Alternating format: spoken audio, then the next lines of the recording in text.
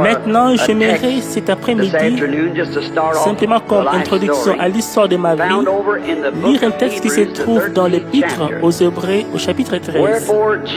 C'est pour cela que Jésus aussi, afin de sanctifier le peuple par son propre sang, a souffert hors de la porte. Sortons donc pour aller à lui, hors du camp, en portant son opprobre. Car nous n'avons point ici-bas de cité permanente, mais nous cherchons celle qui est à venir. Et ma pensée c'est que nous n'avons point ici-bas de cité permanente, mais nous cherchons celle qui est à venir. Je me suis trouvé à Rome, où ont été les grands empereurs et les villes qu'ils avaient construites en pensant qu'elles seraient immortelles. Il faut même creuser une profondeur de 6 mètres pour en trouver les ruines. Je me suis trouvé où les pharaons ont eu leur grand royaume, et il vous faudra creuser dans les sols pour trouver les grands pharaons ont régné. Tous, nous aimons penser à notre ville et à notre localité. Mais, souvenez-vous, elle ne peut pas subsister. Quand j'étais un petit garçon, j'allais près d'un grand érable. Cet arbre géant, c'était l'arbre le plus magnifique. Je pouvais voir ses branches puissantes se balancer au vent, son tronc énorme. Et je me disais, tu sais, je crois que cet arbre sera là pendant des centaines et des centaines d'années.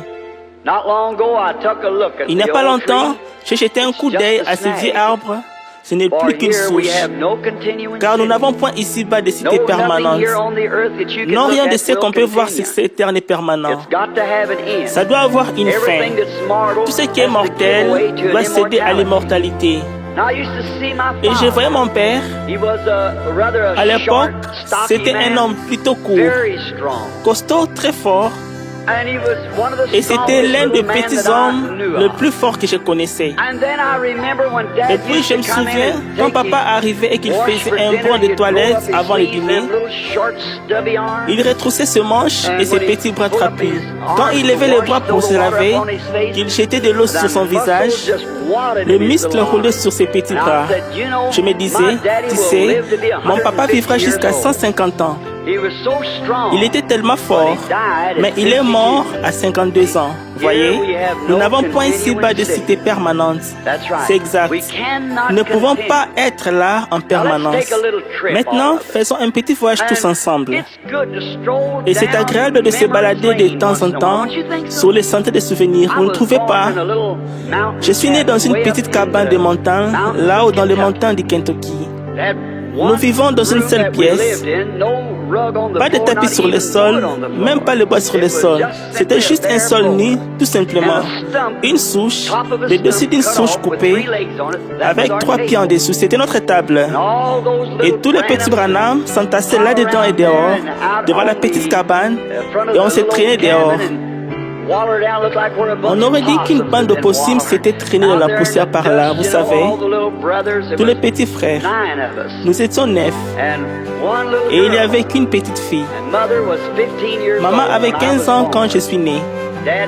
Papa avait 18 ans. J'ai été le premier des 9 enfants.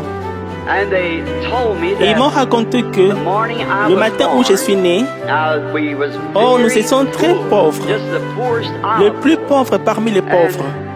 Et nous n'avions même pas de fenêtre dans cette petite cabane. Il y avait une espèce de petite porte en bois qu'on offrait. Je doute que vous avez déjà vu quelque chose comme ça. Une petite porte en bois qui s'ouvrait au lieu d'une fenêtre. On la saisissait ouverte le jour où on la fermait la nuit. Nous ne pouvions pas allumer les lumières électriques ni même brûler du pétrole à cette époque-là. Nous n'avions pas ce qu'on appelle une lampe à graisse. Je suis né le 6 avril 1909. Évidemment, vous savez, comme ça j'ai un peu plus de 25 ans maintenant. Et donc le matin où je suis né, maman a dit qu'ils ont ouvert la fenêtre. Or, nous n'avions pas de médecin. Il y avait une sage-femme, simplement. Et cette jeune femme, c'était ma grand-mère. Et alors, quand je suis né et que j'ai poussé mon premier cri, alors maman voulait voir son enfant. Et quand ils ont ouvert la petite fenêtre, juste au point du jour, Vers les 5 heures, il avait un rouge-gorge perché tout près d'un petit buisson. Avez-vous déjà entendu la légende du rouge-gorge? Comment sa poitrine est devenue rouge? Un jour, le roi des rois était mourant sur la croix. Il souffrait et personne ne voulait venir à lui. Il n'avait personne pour l'aider. Il y avait un petit oiseau brun qui volait arracher les clous de la croix. Il volait vers la croix sans arrêt. Il tirait sur les clous. Il était trop petit pour les arracher. Et sa petite poitrine est devenue toute rouge, tachée de sang. Et depuis ce jour-là, sa poitrine est rouge. Il était perché près de la fenêtre. Il gazouillait à la manière dont chante le rouge-gorge. Et papa a ouvert la fenêtre. Et quand ils ont ouvert la petite porte-fenêtre, cette lumière que vous voyez sur la photo est entrée par la fenêtre en tournoyant. Selon les dires de ma mère, elle s'est placée au-dessus du lit. Grand-maman ne savait quoi dire. Nous n'étions pas une famille religieuse. Et donc, elle a ouvert. Quand ils ont ouvert cette fenêtre et qu'il y avait cette lumière dans la pièce, elle ne savait pas quoi faire. Papa s'était acheté, m'a dit maman, une salopette toute neuve pour cet événement. Il était debout avec ses bras dans les plastrons de sa salopette, semblable à celle que portaient les forestiers et les bûcherons à cette époque-là. Et ça les a effrayés. Eh bien, quand j'ai eu une dizaine de jours ou quelque chose comme ça, ils m'ont amené à une petite église baptiste appelée le Royaume des Opossums. Alors, le vieux prédicateur est venu et là, il a prié pour moi, tout petit garçon. C'était ma première sortie à l'église. À l'âge d'environ d'un peu plus de 2 ans, la première vision a eu lieu. Eh bien, ça s'était raconté aux alentours dans les montagnes là-bas que cette lumière était entrée. Alors, ils ont essayé d'expliquer la chose. Certains disaient que ce devait être le soleil qui s'était réfléchi dans un miroir de la maison.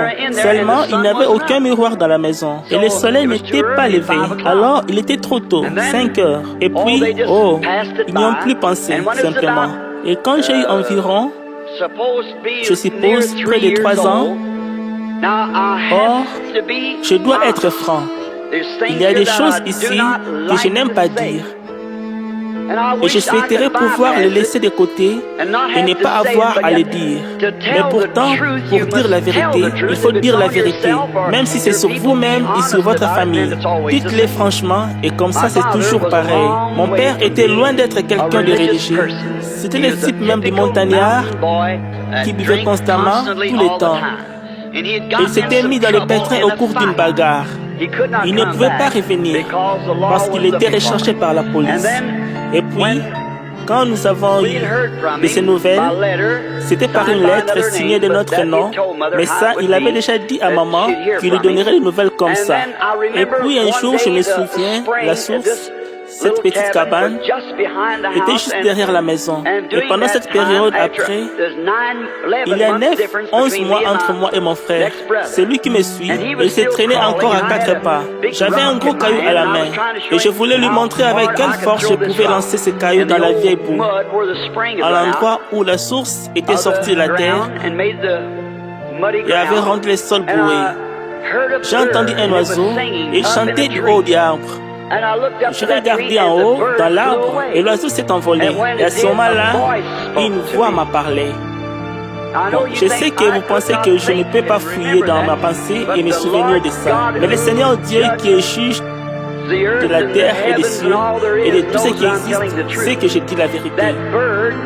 Quand cet oiseau s'est envolé, une voix est sortie de l'endroit où se trouvait cet oiseau dans l'arbre, semblable à des vents dans un buisson, et elle a dit, « Tu vivras près d'une ville appelée New Albany. » Et j'ai vécu depuis l'âge de 3 ans jusqu'à maintenant, à moins de 3000 de New Albany dans l'Indiana. Je suis entré à la maison et j'en ai parlé à ma mère. Eh bien, elle a pensé que j'avais seulement rêvé ou quelque chose comme ça. Plus tard, nous avons déménagé dans l'Indiana et papa est allé travailler pour un homme, mais sur la fin, un homme riche. Et comme papa était un homme pauvre, mais qui ne pouvait pas s'empêcher de boire, il s'est mis à fabriquer du whisky dans un umbilic. Et alors, j'en avais vu de dur à cause de ça, vu que j'étais le plus âgé des enfants. Je devais faire le transport de l'eau à cet embellique pour que le serpentin reste froid pendant qu'il fabriquait le whisky. Après, il s'est mis à en vendre, alors il s'est procuré 2 ou 3 embelliques. Bon, c'est ce bout-là que je n'aime pas raconter, seulement c'est la vérité. Et je me souviens qu'un jour, je réveillais la grange, je me dirigeais vers la maison, en pleurant, c'est parce que derrière la maison, il y avait un étang. Un jour, je transportais de l'eau à partir de la pompe, là qui était à une distance d'environ un pâté de maison. Je braillais à qui voulait m'entendre parce que j'étais rentré de l'école et tous les garçons étaient allés pêcher à l'étang. J'aimais vraiment beaucoup la pêche. Alors, ils avaient tous pu aller à la pêche, tous sauf moi, et moi, je devais transporter l'eau pour cet embellique. Évidemment, il ne fallait pas en souffler mot. C'était pendant la prohibition et c'était toute une épreuve. Je me suis arrêté sous un arbre et j'étais assis là à brailler. C'était en septembre. Parce que je voulais aller à la pêche, il fallait que je remplisse plusieurs kifs d'eau avec des petits seaux à mélasse à peu près hommes comme ça, d'un demi-gallon. En effet, je n'étais qu'un petit gars d'environ 7 ans. Je l'ai versé dans une grande cuve. Ensuite, j'ai retourné en chercher 2 autres seaux et j'ai revenu. Je l'ai tiré à la pompe. C'est cette eau-là que nous avions. Cette nuit-là, ils avaient distillé une cuvée de whisky de maïs, ces hommes-là avec papa à la maison. Alors je pleurais et tout à coup, j'ai entendu un bruit comme un tourbillon, quelque chose comme ceci. J'espère que ce n'était pas trop fort là. Ça faisait juste un bruit comme ça. Et j'ai entendu ce bruit. Je regardais autour de moi. C'était aussi calme que ça allait dans cette pièce. Pas une feuille qui bougeait nulle part, ni rien. Je me suis dit, d'où vient ce bruit? Eh bien, je pensais, ça doit être loin d'ici. Je n'étais qu'un gamin et ça faisait de plus en plus de bruit. J'ai repris mes petits seaux. J'ai laissé échapper encore 2 ou 3 braillements. Et je me suis mis en route pour remonter l'allée. Je m'étais reposé. Je m'étais à peine éloigné de quelques pieds de là, et sous les branches de ces gros arbres. Oh là là, quel bruit de tourbillon il y a eu. Eh bien, j'ai recommencé à remonter l'allée et je me suis encore retourné pour regarder ça. Et à ce moment-là, une voix humaine, tout aussi audible que la mienne, a dit « Ne bois jamais, ne fume jamais et ne suis jamais ton corps d'aucune façon. Tu auras une œuvre à accomplir quand tu seras plus âgé. » Mais j'ai failli mourir de peur. Vous pouvez vous imaginer comment un petit garçon pouvait se sentir. J'ai laissé tomber ces seaux et je suis rentré à la maison aussi vite que j'ai pu en criant à tue-tête. Il y avait des vipères cuivres dans cette région-là, des serpents. Et ils sont très venimeux. Et maman a pensé qu'en passant près du jardin, j'avais peut-être posé les pieds sur une vipère cuivrée. Alors elle a couru à ma rencontre. Je me suis jeté dans ses bras en criant, en l'étranglant et en l'embrassant. Elle a dit, qu'est-ce qu'il y a? T'es-tu fait mordre par un serpent? J'ai dit, non maman, il y a un homme dans cet arbre-là. Elle m'a dit de ne pas boire, de ne pas fumer, de ne pas boire de whisky et des choses comme ça. Et il a dit, ne bois jamais et ne suis jamais ton corps d'aucune façon. Ça, c'est l'immoralité, vous savez, et mon enfant, ma vie de jeune homme avec les femmes. Et à ma connaissance, je n'ai jamais été coupable de ça, pas une seule fois. Le Seigneur m'a aidé dans ces choses-là. Comme vous le verrez au fil de mon récit. Et donc, ne bois pas, ne fume pas et ne suis pas ton corps, car tu auras une œuvre à accomplir quand tu seras plus âgé. Et puis, peut-être un mois plus tard, j'ai joué au bill dehors avec mes petits frères dans la cour de devant. Tout à coup, une sensation bizarre m'a envahi. Je me suis arrêté et je me suis assis près d'un arbre. Nous étions sur la berge tout près de la rivière Ohio. J'ai regardé en direction de Jeffersonville et j'ai vu un pont s'élever et traverser là la rivière, enjamber la rivière. Et j'ai vu 16 hommes, je les ai comptés, tomber de là et perdre la vie sur ce pont. J'ai couru en vitesse de le dire à ma mère et elle a pensé que je m'étais endormi. Mais ils ne l'ont pas oublié. Et 22 ans plus tard, le pont municipal là, que beaucoup d'entre vous traversent quand vous traversez là-bas, a enjambé la rivière au même endroit et 16 hommes ont perdu la vie en construisant ce pont au-dessus de la rivière. Ça n'a jamais manqué d'être parfaitement vrai. C'est ce que vous voyez ici dans la salle. C'est comme ça que ça a toujours été. Et puis, je me souviens, j'ai grandi et je suis devenu un jeune homme. Quand je suis devenu un jeune homme, j'avais le même genre d'idée que tous les jeunes hommes. À l'école, j'avais rencontré des jeunes filles, vous savez. J'étais très timide, vous savez, et j'ai fini par me faire une petite amie. Un autre garçon, Nous étions copains. Alors, il a emprunté la vieille Ford Model T de son papa et nous avons pris rendez-vous avec nos petites amies. Nous allions sortir avec elle en voiture. Et alors, j'avais quelques pièces de 500 dans ma poche et nous sommes arrêtés à un petit restaurant pour prendre. On pouvait acheter un sandwich au jambon pour 500. Et alors, j'étais riche, je pouvais en acheter 4, vous voyez. Et après que nous avons mangé le sandwich et bu le Coca-Cola, je suis allé rendre des bouteilles. Et à ma surprise, quand je suis ressorti, les femmes commençaient seulement à déchoir la grâce à cette époque-là, ou de la féminité. Ma petite colombe fumait une cigarette. Eh bien, j'ai toujours eu mon opinion d'une femme qui fume la cigarette, et je n'ai absolument pas changé d'avis depuis ce temps. C'est exact, c'est la chose la plus dégradante qu'elle puisse faire. Eh bien, quand j'ai vu cette belle jeune fille qui prend des grands airs, la cigarette à la main, ça m'a presque donné le coup de grâce parce que je pensais vraiment que j'étais amoureux d'elle. Plus tard, j'ai trouvé une jeune fille quand j'ai eu environ 22 ans. Elle était charmante. C'était une jeune fille qui allait à l'église, une luthérienne allemande. Son nom était Brombach. Et c'était une jeune fille très bien. Elle ne fumait pas, elle ne buvait pas. Elle ne dansait pas, ni rien. Une jeune fille très bien. Alors, quand nous sommes mariés, nous n'avions rien pour se mettre en ménage. Je pense que nous avions 2 ou 3 dollars. Alors, nous avons loué une maison qui nous coûtait 4 dollars par mois. C'était une petite maison de 2 pièces. Nous sommes mis en ménage. Je me souviens que j'avais peint un tréflet d'Irlande sur les chaises. Quand je les avais peintes. Et oh, nous étions heureux. Nous étions l'un à l'autre. Alors c'est tout ce qu'il nous fallait. Et Dieu, par sa miséricorde et sa bonté, nous étions le petit couple le plus heureux qui se puisse trouver sur terre. J'ai découvert ceci que le bonheur n'hérite pas dans le nombre de biens de ce monde que l'on possède, mais dans la satisfaction que l'on tire la portion qui nous est allouée. Un peu plus tard, Dieu est descendu et il a béni notre petit foyer. Nous avons eu un petit garçon. Son nom était Billy Paul. Et au bout de quelques temps encore, d'environ 11 mois, il nous a bénis de nouveau avec une petite fille appelée Sharon Rose. D'après l'expression de la rose de Sharon,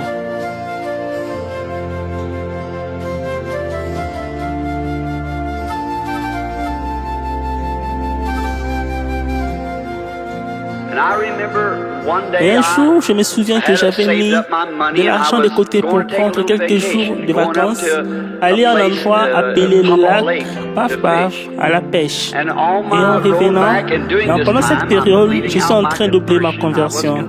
Je me suis converti, j'ai été ordonné dans l'église baptiste missionnaire par le docteur Roy Davis.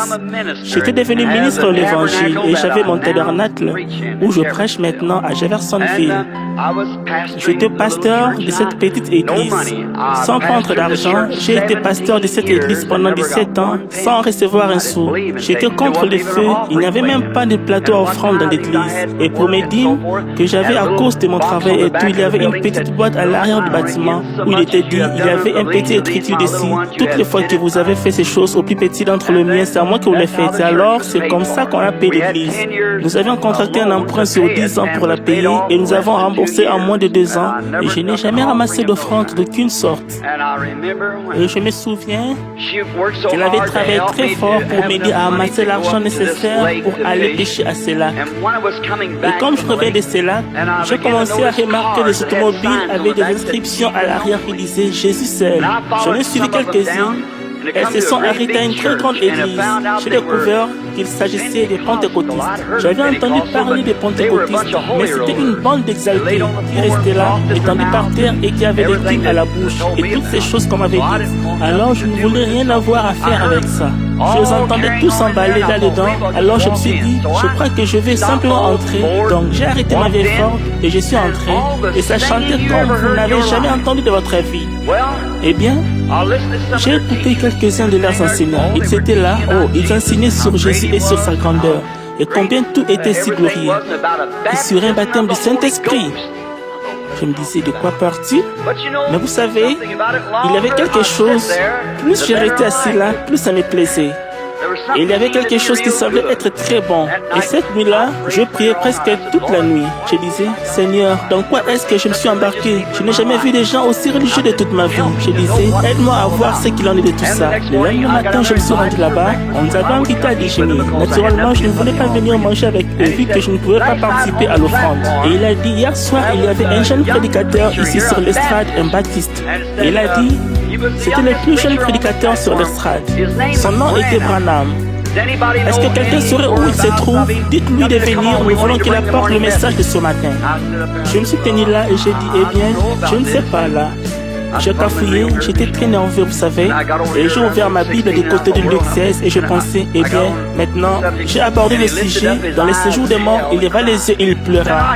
Alors je pleurais. Quelque chose s'est emparé de moi. Oh là là!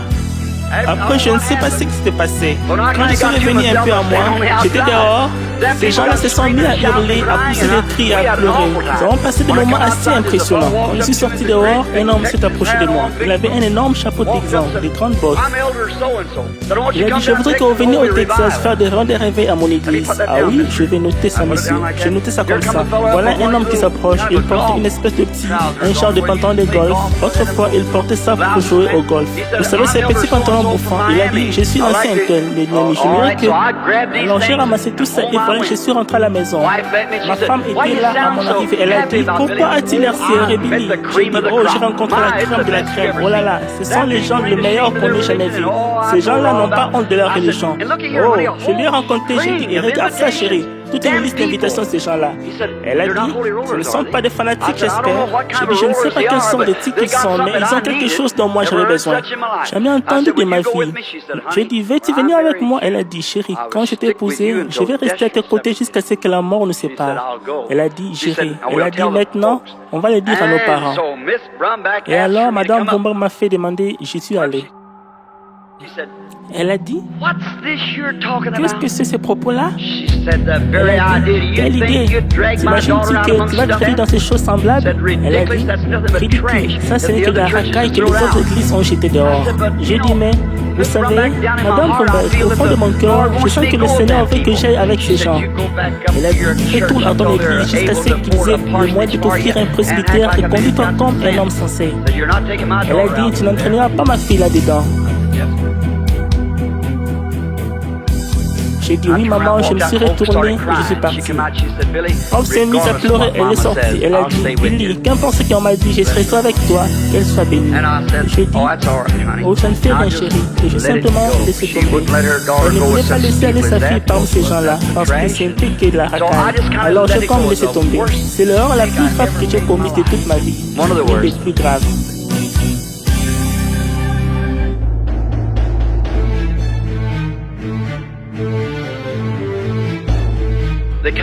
Il y a eu une inondation en 1937. Il y a eu une inondation et l'autre, à ce moment-là, j'ai patrouillé et je faisais tout ce que je pouvais pour faire sortir les gens de l'inondation. Une maison s'écroulait et ma propre épouse était tombée malade. Et elle était très malade d'une pneumonie. Et l'ont amenée. L'hôpital habituel était tellement plein que nous n'avons pas pu l'envoyer là-bas. Alors nous l'avons amenée à un édifice gouvernemental. J'ai installé une salle là-bas. Et alors après, ils m'ont encore appelé pour que je retourne. J'ai toujours vécu sur la rivière et je suis très habile pour piloter un bateau. Alors j'essaie de ramener les gens et sauver l'inondation. Ils m'ont appelé en disant, il y a une maison sur la riche unité sur le point de s'effondrer. Il y a une mère et un paquet d'enfants à l'intérieur. Et disait, si tu penses qu'avec ton bateau, ton moteur, tu dois arriver jusqu'à eux. J'ai dit, je vais faire tout ce que je peux. Je franchissais les lames, la digue avait été remplie là-bas. L'eau était en train d'emporter la ville. J'ai allé à plein gaz et finalement, en passant par les ruelles et les avenues, je suis arrivé là-bas, près l'endroit où j'ai trouvé la vieille digue. Et l'eau coulait à flot. J'ai entendu quelqu'un crier. J'avais une mère debout sur sa galerie et les grandes larmes qui déferlaient comme ça. Eh bien, j'ai continué à monter dans cette direction aussi loin que j'ai pu. J'ai frappé le couvent. Je suis revenu et je suis arrivé de ce côté. J'ai arrêté mon bateau juste à temps pour l'attacher au pilier, du montant de la porte, du montant ou du montant de la galerie. Je me suis précipité à la maison, j'ai empoigné la mer et je l'ai fait monter dans le bateau avec deux ou trois des enfants. J'ai détaché mon bateau et je l'ai amené. Je suis allé beaucoup plus bas et je les ai ramenés au bord. J'ai fait environ 2 km dans la ville avant d'arriver au bord avec elle. Et quand je suis arrivé là-bas, elle s'était évanouie. Elle s'est mise, elle criait, mon bébé, mon bébé. Eh bien, je pensais qu'elle voulait dire qu'elle avait laissé le bébé dans la maison. Oh là là, je suis reparti là-bas pendant qu'il essayait de s'occuper d'elle et j'ai fini par découvrir que c'était pour qu'elle voulait savoir où était son bébé là-bas. Il y avait un tout petit d'environ 3 ans, mais j'avais pensé qu'elle parlait d'un nourrisson quelque chose. Alors je suis reparti et je me suis rendu là-bas et quand j'ai attaché le bateau, je suis entré et je n'ai pas trouvé le bébé. Alors la calirace de la maison s'est écroulée. J'ai couru à toute vitesse et j'ai saisi la pièce de bois qui retenait mon bateau. Je suis monté dans le bateau, j'ai tiré et je l'ai détaché. Avec tout ça, je m'étais retrouvé dans le courant de la rivière principale. Il était peut-être 11h30 du soir. Il tombait de la neige fondue et de la neige. J'ai saisi la corde de démarrage, j'ai essayé de mettre le bateau en marche et il refusait de démarrer. J'ai essayé et il refusait de démarrer et j'ai essayé à nouveau. J'avançais toujours plus bas dans le courant et les chutes étaient juste un peu plus bas. J'essayais très fort, on me disait oh là là, c'est ma femme, ça y est. J'essayais très fort, j'ai dit Seigneur, je t'en prie, ne me laisse pas mourir d'une mort comme celle-là. Et j'ai tiré et j'ai tiré. Le Seigneur est venu. Quand il s'est après, il n'a pas voulu aller. J'ai posé ma main sur le bateau et j'ai dit, oh Dieu, sois miséricordieux envers moi, ne me laisse pas quitter mon épouse et mon bébé comme ça alors qu'ils sont là-bas malades, je t'en prie. Et j'ai continué tout simplement à tirer comme ça et le refusait de démarrer. Et j'attendais le rugissement plus bas parce que juste encore quelques minutes, ce serait terminé. J'ai dit, Seigneur, si tu veux me pardonner, je te promets que je ferai n'importe quoi. Je me suis agenouillé dans ce bateau-là avec la neige fondue qui me frappait le visage et je ferai tout ce que tu veux que je fasse. Et j'ai tiré de nouveau et il a démarré. J'ai mis plein gaz et j'ai fini par arriver au bord. Je suis retourné au camion des patrouilles, et je pensais, certains disaient, que l'édifice gouvernemental vient d'être emporté. Mon épouse et mon bébé étaient là, les 2 bébés. Je suis parti vers l'édifice gouvernemental aussi vite que j'ai pu, et l'on est traversé à une hauteur de 5 mètres partout. Il y avait un major là-bas, j'ai dit, major, que devient l'hôpital? Il a dit, ne vous inquiétez pas là, y a-t-il quelqu'un de votre à l'intérieur? J'ai dit, oui, une épouse malade et 2 bébés. Il a dit, ils sont tous sortis. Il a dit, ils sont dans un wagon de marchandises et ils sont en route vers Charleston. J'ai couru, je suis monté sur mon bateau et monté dans ma voiture avec le bateau derrière et j'ai foncé vers. Et puis le ruisseau s'était étendu. Il avait environ 4 ou 5 km de large. Toute la nuit, j'ai essayé de. Certains disaient, les wagons de marchandises nous l'a fait dérailler là-bas sur les travelages. Eh bien, je me suis retrouvé isolé sur une petite île. Je suis resté là 3 jours. J'ai eu amplement le temps de réfléchir à savoir si c'était de la racaille ou pas. Je me débattais où est ma femme. Quand j'ai fini par la trouver, quelques jours plus tard, après que je suis sorti de là et que j'ai traversé, elle était là-haut à Columbus, dans l'Indiana, à la salle de baptême. Ils avaient fait un genre d'hôpital là-bas, de chambre des malades, elle était sur des pancartes du gouvernement. Et j'ai couru la trouver aussi vite que j'ai pu. J'essaie de voir où elle était. J'ai crié hop, hop, hop. Je regardais et elle était attendue sur un pancarte. La tuberculose s'était déclarée. Elle a levé sa petite main osseuse et elle a dit Billy. J'ai couru la trouver, j'ai dit Hope, ma chérie. Elle a dit je suis affreuse à voir, n'est-ce pas? J'ai dit non, ma chérie, tu es bien. Pendant environ 6 mois, nous avons fait tout en notre pouvoir pour essayer de sauver sa vie, mais elle dépérissait toujours plus, toujours plus.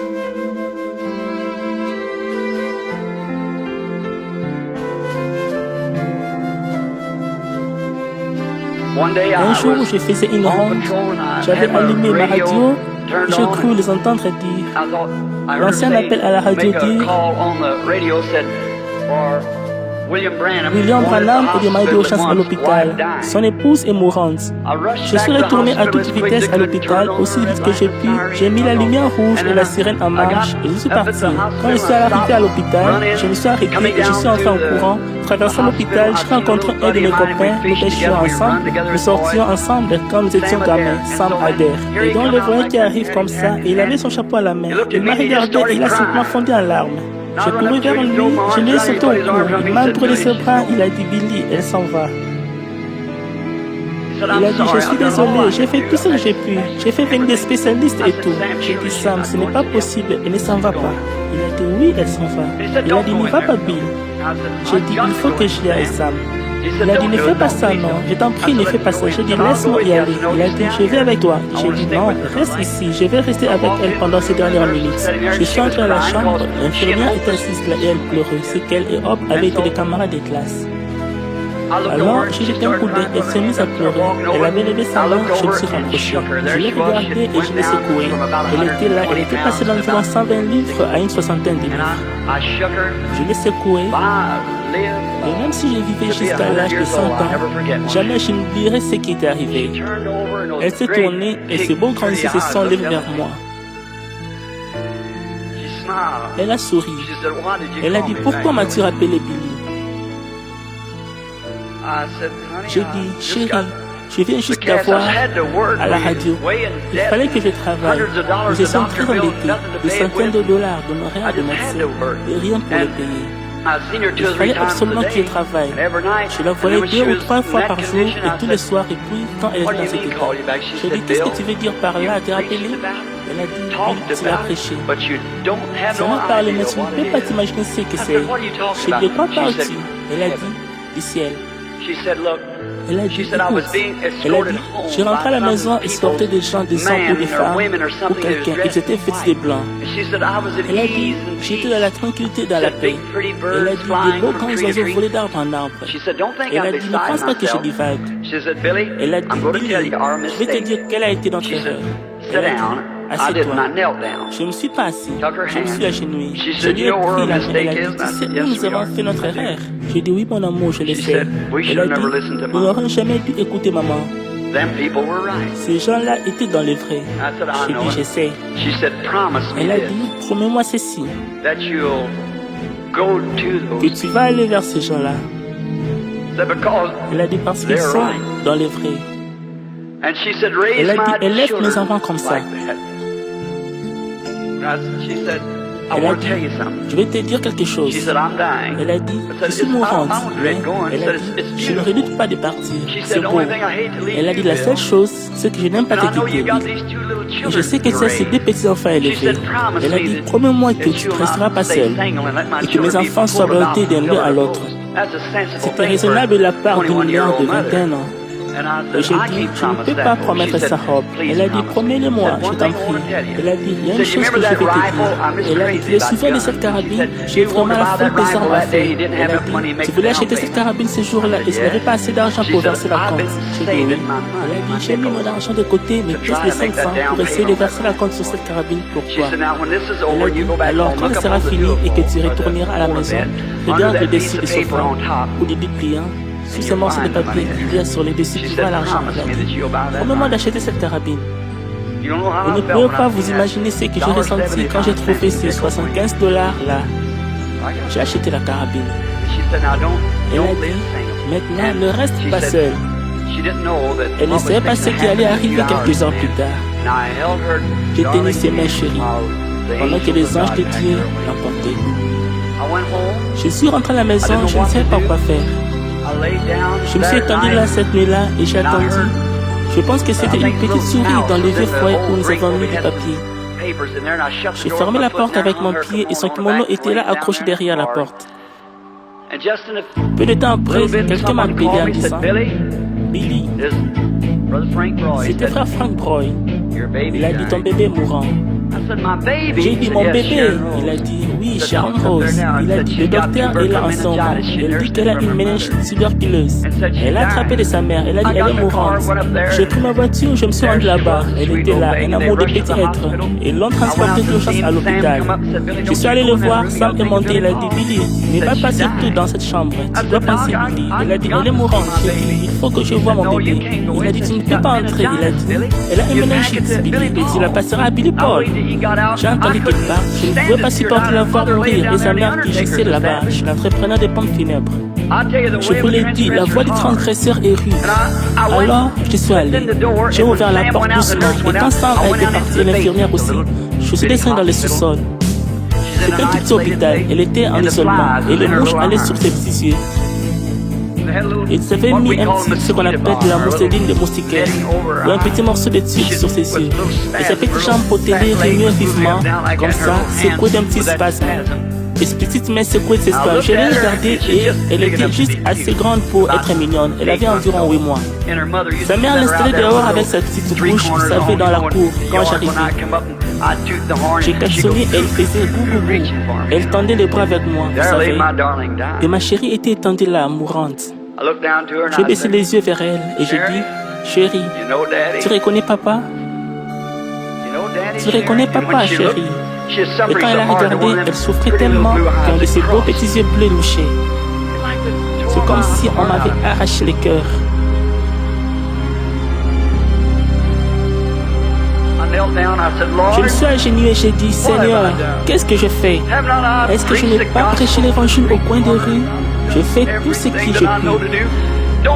Ne m'implique pas ça. Je n'ai jamais appelé ces gens-là de la racaille. C'est elle qui a appelé ces gens de la racaille.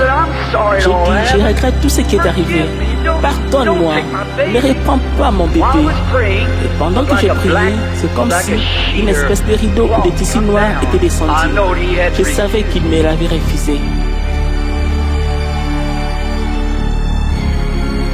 Oh, celui-là a été le moment le plus difficile et le plus perfide de ma vie. Quand je me suis relevé et que je l'ai regardé, alors je pensais, Satan m'a mis dans la tête. Eh bien, tu veux dire qu'après avoir aussi prêché énergiquement et mené la vie que tu as menée maintenant, quand il s'agit de ton propre bébé, il va te refuser ça? J'ai dit, c'est vrai. S'il ne peut pas sauver mon bébé, alors je ne peux pas. Je me suis arrêté. Je ne savais vraiment pas quoi faire. Et alors j'ai dit ceci. J'ai dit, Seigneur, tu me l'as donné et tu l'as reprise. Béni soit le nom du Seigneur.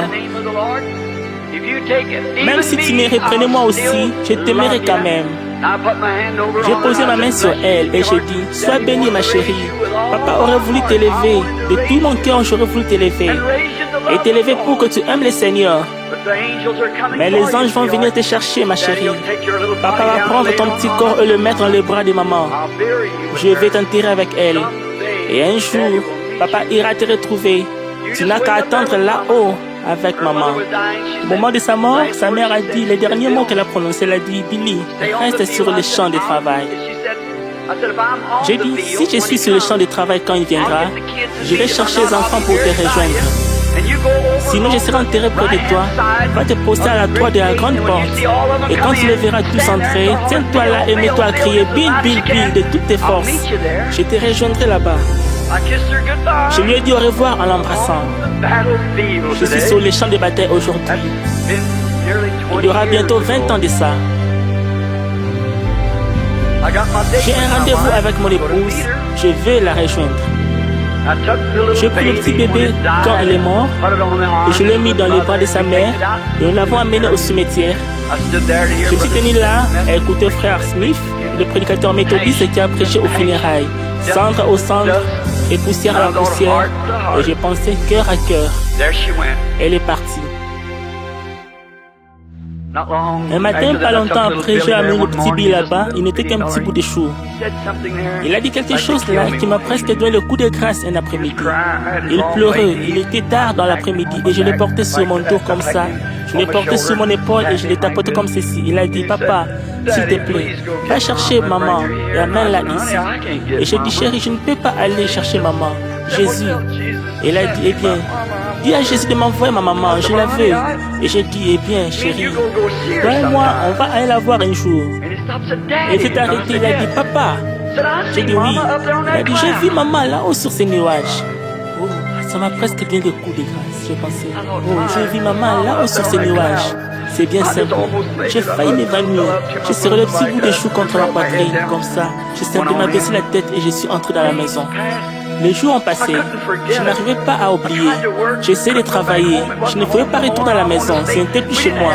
Et je voulais rester là, nous n'avions rien d'autre que ces vieux meubles en mauvais état, mais c'était quelque chose dont nous avions profité ensemble. Elle et moi, c'était chez nous. Je me souviens un jour, j'essayais de travailler pour le service public. J'étais allé réparer une vieille ligne secondaire qui s'était détachée. C'était très tôt le matin. J'ai escaladé cette croix. Je ne pouvais pas renoncer à mon bébé. Je pouvais comprendre que ma femme s'en aille, mais ce bébé s'en aille. Ce n'est qu'un tout petit être.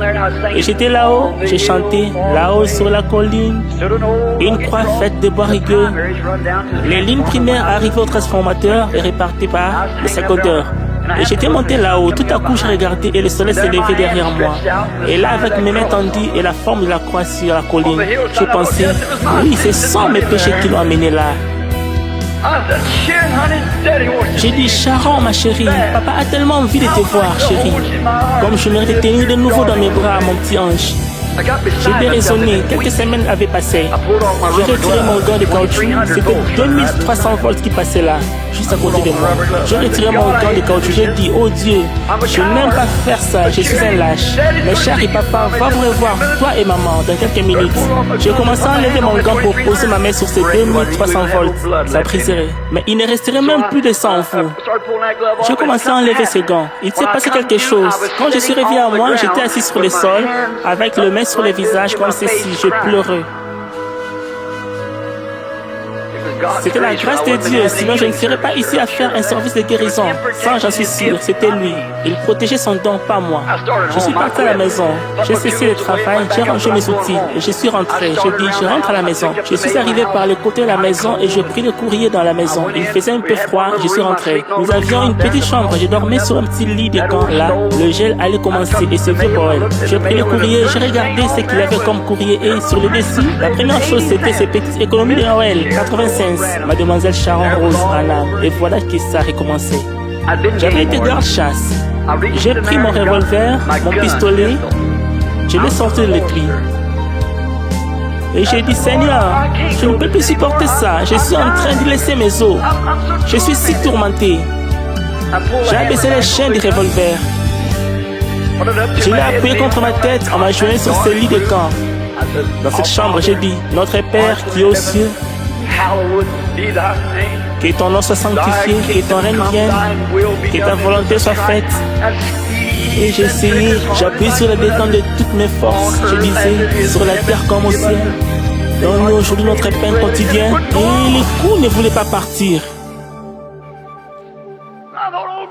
Et je pensais, oh Dieu, vas-tu me démolir complètement? Qu'est-ce que j'ai fait? Tu ne veux même pas me laisser mourir. J'ai jeté le revolver par terre et le coup est parti. La balle a traversé la pièce.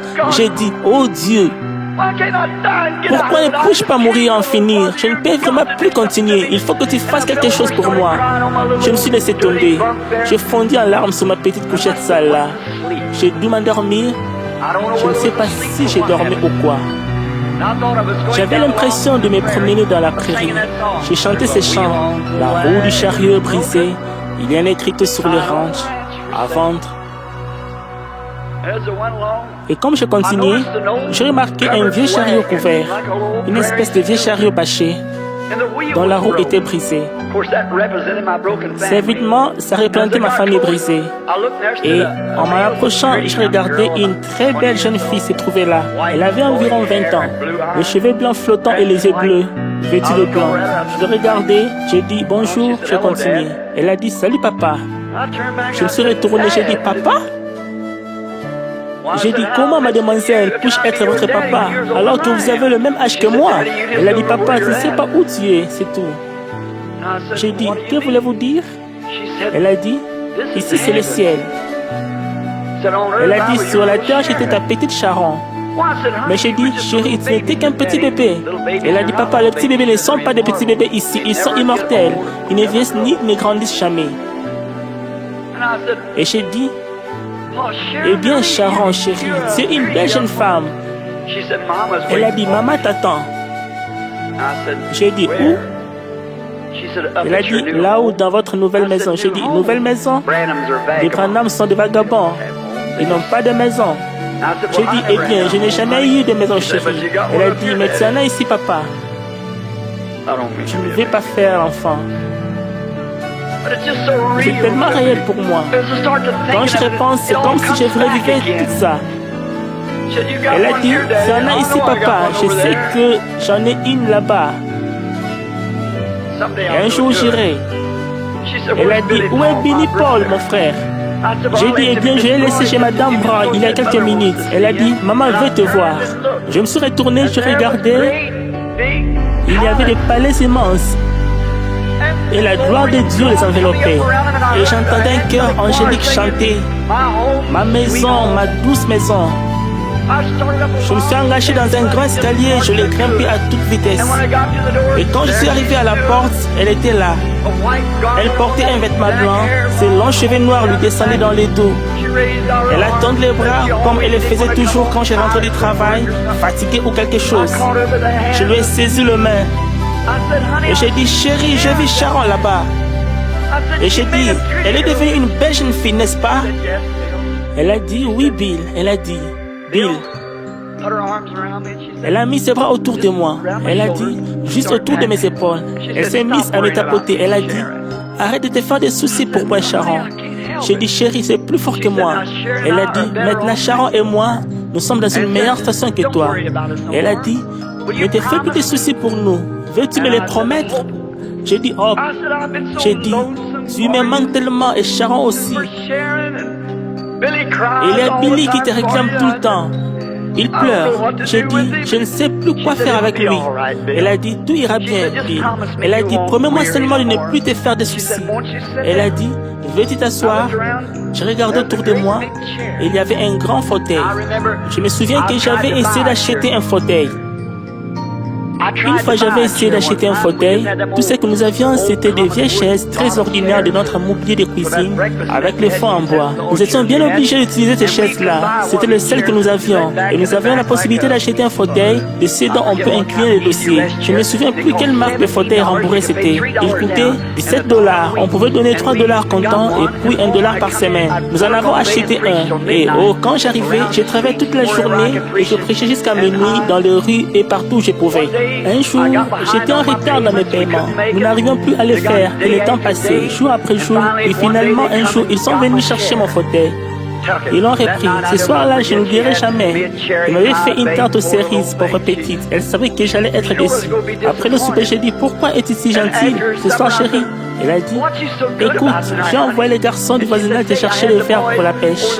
Tu ne penses pas qu'on devrait aller à la rivière pêcher un petit moment? J'ai dit, oui, mais... Elle a fondu en larmes. Je savais que quelque chose n'allait pas. Je m'en doutais un peu parce qu'on m'avait déjà envoyé un avis comme quoi ils allaient venir le chercher. Nous n'arrivions pas à faire ce paiement $1 par semaine. Nous n'y arrivons pas. Nous n'avions pas tout simplement pas les moyens. Elle m'a entouré de ses bras. Je suis allé vers la porte et mon fauteuil n'était plus là. Elle m'a dit, là-haut, elle a dit, tu te souviens de ce fauteuil, Bill? Et j'ai dit, oui chérie, je m'en souviens. Elle a dit, c'est à ça que tu pensais, oui?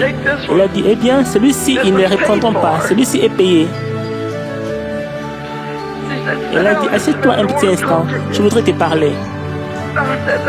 J'ai dit, chérie, je ne comprends pas. Elle a dit, promets-moi, Billy, promets-moi que tu ne te feras plus de soucis. Tu vas retourner maintenant. Elle a dit, promets-moi que tu ne te feras pas de soucis. J'ai dit, je ne peux pas faire ça, Hope. Et juste à ce moment-là, j'ai repris connaissance. Il faisait noir dans la chambre. Je regardais autour de moi, j'ai senti son bras qui m'entourait. J'ai dit, Hope, es-tu ici dans la chambre? Elle s'est mise à me tapoter. Elle a dit, vas-tu me faire cette promesse, Bill? Promets-moi que tu ne te feras plus de soucis. J'ai dit, je te le promets. Et à ce moment-là, elle m'a tapoté 2 ou 3 fois et elle était partie. Je me suis levé d'un bond et j'ai allumé la lumière. J'ai regardé partout, elle était partie. Mais elle avait seulement quitté la pièce. Elle n'est pas partie. Elle est toujours vivante.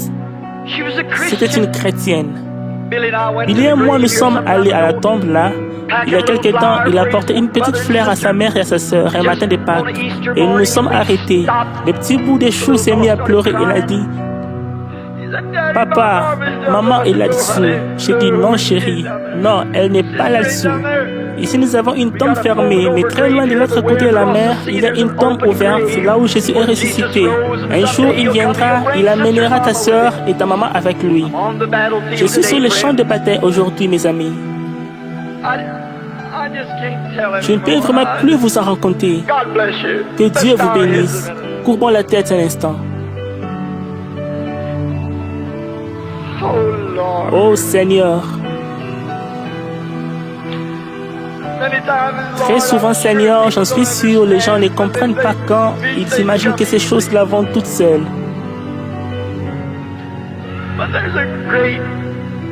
Mais un grand jour vient, et alors Jésus viendra, et tous ces chagrins seront effacés. Je te prie, Père Céleste, de nous aider à être prêts. Et cette dernière promesse, quand je l'ai embrassée sur la joue ce matin en lui disant que je la rejouerai là-bas ce jour-là, je crois qu'elle sera postée là à crier mon nom. Je suis resté fidèle à cette promesse, Seigneur. Tout autour du monde, à toutes sortes d'endroits, j'essaie d'apporter l'évangile. Je prends de l'âge maintenant, je suis fatigué, je suis épuisé. Un de ces jours, je vais fermer cette Bible pour la dernière fois. Oh Dieu, garde-moi fidèle à la promesse. Entoure-moi constamment de ta grâce, Seigneur. Que je ne regarde pas aux choses de cette vie, mais que je vive pour les choses qui sont de l'autre côté. Aide-moi à être honnête. Je ne demande pas à avoir la vie facile. Non, Seigneur, alors que mon Christ est mort dans la souffrance là-bas et que tous les autres sont morts de cette manière. Je ne demande pas la facilité. Permets-moi seulement d'être honnête, Seigneur, de dire la vérité. Fais que les gens m'aiment pour que je puisse te conduire à toi. Je prie que ta miséricorde repose sur chacun de nous ici. Et ceux qui sont ici, Seigneur, il se peut qu'ils ne te connaissent même pas. Et peut-être qu'ils ont un petit être cher de l'autre côté de la mer là-bas.